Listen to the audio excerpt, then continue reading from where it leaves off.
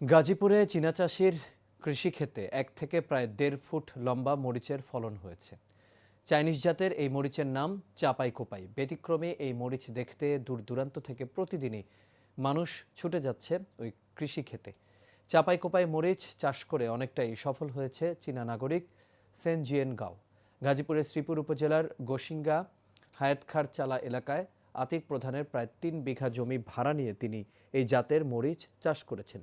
এই জাতের মরিচের জন্য আবহাওয়া এবং পরিবেশ উপযোগী থাকলে প্রতিটি গাছে ২ থেকে ৩ কেজি মরিচের ফলন হওয়ার কথা।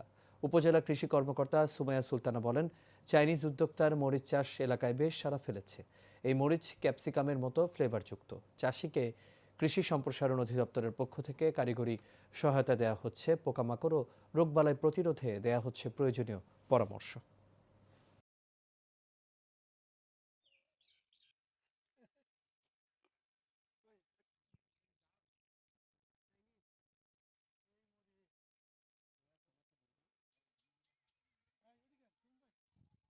父，我们在这里大花菜，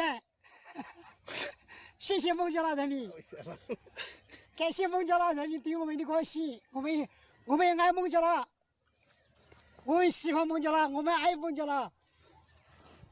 OK。